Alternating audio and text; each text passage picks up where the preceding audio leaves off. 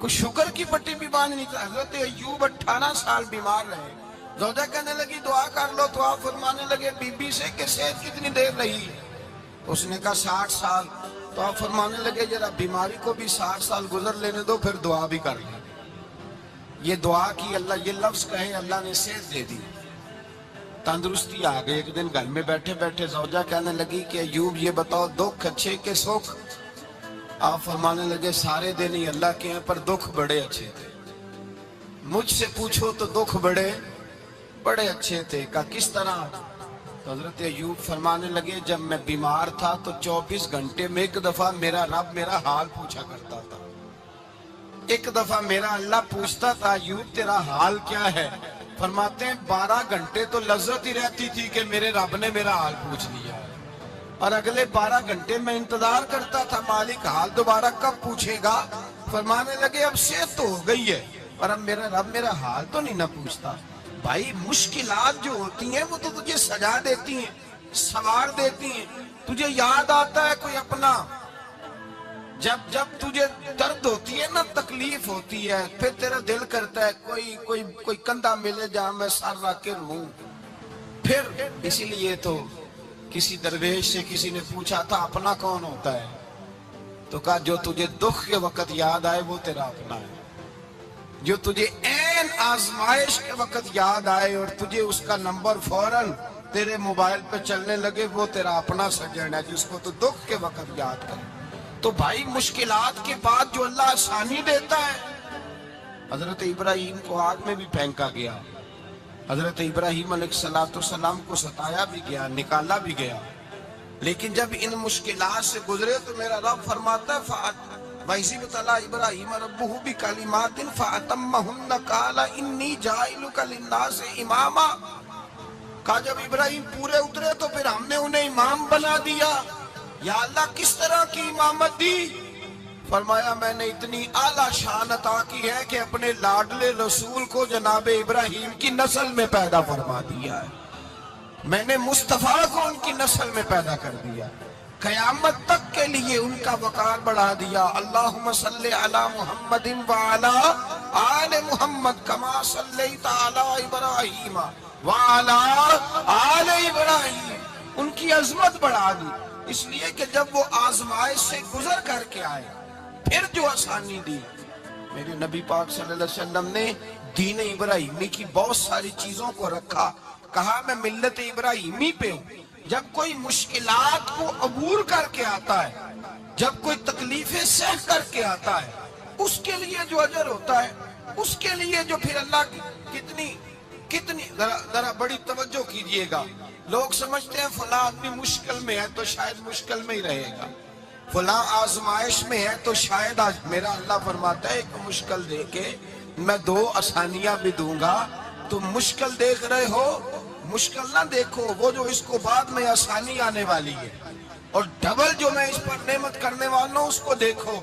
حضرت یوسف کو بھائیوں نے کنویں میں ڈال دیا تھا اور جب کنویں سے نکلے تو مصر کے بازاروں میں بکے اور پھر زلیخا نے الزام لگایا تو حالات بگڑ گئے. حضرت یوسف کو جیل جانا پڑا. کتنی کٹھن زندگی تھی لیکن میرے مالک کو کچھ اور ہی منظور تھا. کنویں میں گرنے والے، بازار میں بکنے والے، جیل میں جانے والے، الزام لینے والے جناب یوسف کو رب کریم نے اسی مصر کا بادشاہ بنا دیا. اللہ پاک نے اسی مصر کا حکمران بنا دیا.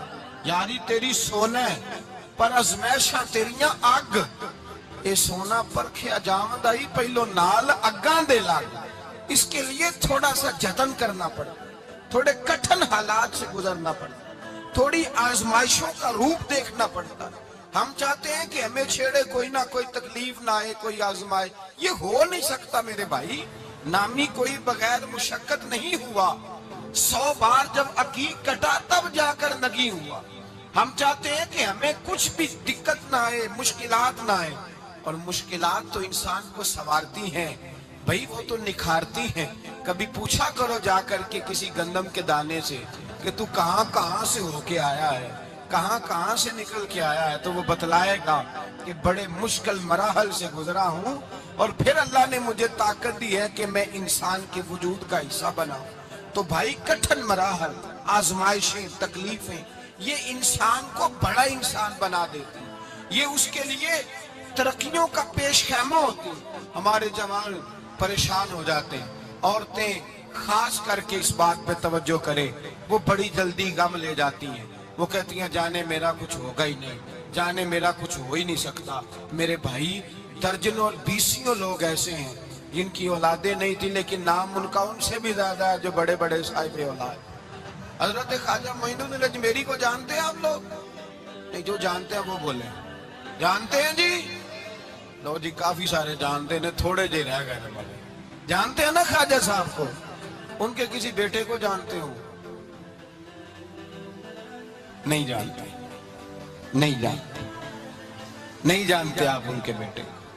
حضرت خواجہ معین الدین اجمیری رحمت اللہ تعالیٰ علیہ کے بیٹے کو نہیں جانتے، لیکن ویسے آپ ہندوستان میں کسی آدمی کو چھیڑ کے دیکھیں وہ کہے گا میں خواجہ صاحب کا روحانی بیٹا ہوں، میں اولاد۔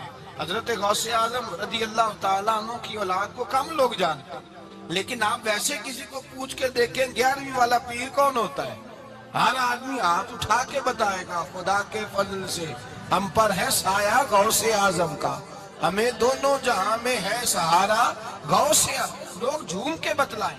میرے بھائی یہاں لوگ پریشان ہو جاتے ہیں کہ اولاد ہوگی تو یہ ہوگا، فلاں ہوگا تو یہ ہوگا۔ بھائی ایسی کوئی بات نہیں، میرے پاس پیسے ہوتے تو میرا ابا بیماری سے فوت نہ ہوتا۔ جو مالدار ہوتے ہیں تو کیا وہ بچ جاتے ہیں؟ حضرت اسرائیل انہیں چھوڑ جاتے ہیں؟ او خدا کے بندے تو کیسی بات کر رہا ہے؟ یاد رکھ، یہ جو آزمائشیں ہوتی ہیں، یہ جو تکلیفیں ہوتی ہیں، یہ جو تھوڑے سے مشکل حالات ہوتے ہیں۔ حضرت یونس علیہ السلام کی دوستی ہوگی حضرت جبریل امین سے، تو جناب جبریل ملنے آئے۔ حضرت یونس علیہ السلام فرمانے لگے جبریل میرا دل کرتا ہے مجھے اس بندے کی ملاقات کرا جو اللہ کا سب سے زیادہ عبادت گزار بندہ ہے۔ حضرت جبریل امین لے گئے دور دور فلسطین کے علاقے میں، اور لے جا کر ایک بندے سے ملاقات کرائی جس کی دونوں آنکھیں بھی کوئی نہیں تھی، دونوں بازو بھی کوئی نہیں، دونوں پیر بھی کوئی نہیں، اور اس بندے کی زبان پر لفظ بڑا کیا جاری تھے، یا اللہ تیرا شکر ہے، یا اللہ تیرا، بول کے کہیے یا اللہ تیرا، اے اللہ تیرا شکر ہے۔ شکر شکر کر رہا تھا۔ حضرت جناب سیدنا یونس علیہ السلام کہنے لگے میں نے تجھے عبادت گزار کو ملانے کو کہا تھا، تو کہاں لے آیا؟ حضرت جبریل کہنے لگے یا یونس، یہ ہر چیز جانے کے باوجود اپنے رب کی رضا پہ راضی ہے۔ اس وقت دنیا میں نبیوں کے بعد جس سے اللہ سب سے زیادہ پیار کر رہا ہے وہ یہی بندہ ہے، یہ اپنے رب کی رضا پہ راضی ہے۔ اے تن میرا کنگی ہوئے تے میں زلف سجن دی واواں، تے پوش میرے دی جتی بن جائے تے میں یار دی قدمی آواں، مارو مارو مینو مار مکاؤ کوئی عذر نہ پیش لے آواں، تے جے سونا ہی میرے دکھ وچ راضی، جے سونا ہی میرے دکھ وچ راضی، جے سونا ہی میرے دکھ وچ راضی، تے میں سکھ نو چلے ڈاواں، مانا کہ جب اس حال میں راضی ہے تو بس ٹھیک ہو گیا، ٹھیک ہو گیا۔ وصل اچھا ہے نہ فراق اچھا ہے، بس جس حال میں محبوب رکھے وہی حال اچھا ہے، بس جس حال میں انہوں نے رکھا بات ٹھیک ہو گئی۔ اس میں اب انسان شکوہ کرتے پھرے کہ یہ کس طرح ہے وہ کس طرح، اپنے آپ کو مطمئن رکھا ہے۔ مشکل کے بعد جو آسانیاں، حضرت لقمان حکیم، ان کے نام پر قرآن مجید کی پوری سورت ہے۔ حضرت لقمان حکیم علیہ رحمہ آپ اپنے بیٹے کو نصیحت کر رہے تھے، کہنے لگے بیٹا کوئی مشکل آئے تو گھبرانا نہیں، کوئی مشکل آئے تو کرے بیٹوں کو سمجھ آ جائے کہ مشکل آئے تو، سمجھ آ رہی ہے بات کی، مشکل آئے تو۔ اور کیا خوبصورت جملے، بیٹے کو بٹھا کے کہتے ہیں بیٹا چھوٹی مشکل آئے گی تو اللہ بڑی مشکلات آسان کر دے گا، سمجھو چھوٹی مشکلات آئیں تو اللہ نے بڑی مشکلیں اس نے آسان کر دی۔ اور آپ کو بتاؤں اصل انسان ہوتا ہی وہ ہے جو مشکلوں میں جینے کا ڈھب سیکھ جاتا ہے، وہ بن جاتا ہے، جو کرب کے حالات میں جینے کا سلیقہ سیکھ جاتا ہے۔ اپنے بچوں کو یہ سمجھانا، حضرت لقمان بیٹے مشکل آئے تو گھبرانا نہیں، بڑی کو ٹال دیتی ہے، وہ نیکی کا اور آسانی کا پیش خیمہ ہوتی ہے. اللہ اس کے بعد آسانی سمجھا رہے ہیں. کچھ دنوں کے بعد کہنے لگے آؤ فلاں اللہ کے نبی کی ملاقات کو چلتے، فلاں نبی علیہ السلام سے ملنے چلتے ہیں. اس زمانے میں جو نبی تھے ان سے ملنے چلے گئے. بیٹے کو بات یاد تھی، گھوڑے پہ بیٹھے. امام ابن جوزی نے اس کو لکھا ہے. گھوڑے پہ بیٹھے تھے دونوں کے پاس گھوڑے تھے. اب رستہ بہت زیادہ تھا، کھانا ساتھ لے لیا، پانی ساتھ لے لیا، رستہ لمبا تھا، صحرا کا علاقہ تھا. جب جانے لگے تو اتنی سخت گرمی ہوئی کہ گھوڑے بھی بے ہوش ہونے لگے. اچانک ایسی گرم لو چلی کہ گھوڑے بھی. اب دونوں باپ بیٹا جو تھے وہ بڑی جوش میں تھے کہ جانا ہی جانا ہے. گھوڑے سے اتر کر کے پیدل چلنے لگے. اب پیدل چلتے چلتے ذرا آگے گئے تو گرمی میں جتنا بندہ پیدل چلتا ہے اتنا پیاس بھی زیادہ لگتی ہے. تو پانی پیتے رہے، کھانا کھاتے رہے، کھانا پانی بھی ختم ہو گیا. تھوڑا آگے چلے نا تو اس کے اندر تکلیف بڑی کہ حضرت جناب لقمان کے بیٹے کے پیر کے اندر ایک ہڈی پیوست ہو گئی. اتنی بڑی ہڈی تھی وہ اندر ہی چلی گئی. پیر خون کے فوارے گرنے لگے. بیٹا بے ہوش ہو گیا. حضرت لقمان اس کے سرانے بیٹھے تو بیٹا تھا نا، آنکھوں میں آنسو آ گئے. بیٹے نے آنکھ کھولی تو کہنے لگا ابا جی آپ تو صبر کرنے والے ہیں، آپ رو رہے ہیں. فرمایا بیٹے میں کیا کروں، میرے سینے میں جو دل ہے وہ ایک باپ کا دل ہے. تو باپ جو ہوا تیرا، تیری دکھ پر رونا آیا. بڑی مشکل سے دانت کے ساتھ ہڈی نکالی. ہڈی نکلی تو خون بھی چلا.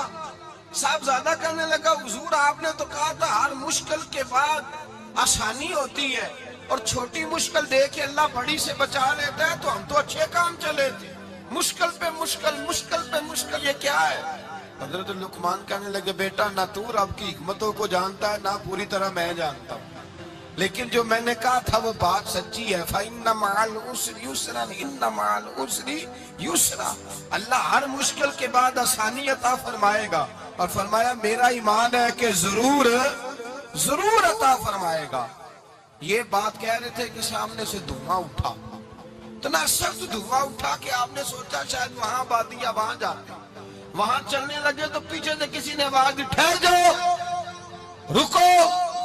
وہیں رک گئے. تھوڑی دیر گزری تو کہا رک جاؤ. جب رکے تو ایک بولنے والا بولا، کہنے لگا تمہارے لیے تھوڑی دیر کے بعد جانوروں کا بندوبست کر دیا جائے گا، کھانے کا بھی بندوبست ہو جائے گا، بچے کا پیر بھی صحیح ہو جائے گا، چلے جانا، لیکن ذرا ٹھہرو. حضرت لقمان کہنے لگے بولنے والے تو کون ہے؟ تو کہنے لگے میں اللہ کا فرشتہ ہوں، میں اللہ کا فرشتہ ہوں. کہا اللہ کے فرشتے اور یہ سارا کچھ کیا ہے؟ تو فرشتہ کہنے لگا اصل بات یہ ہے کہ سامنے بستی پر مجھے عذاب نازل کرنے کا حکم ملا تھا. آپ بڑی تیزی سے آ رہے تھے.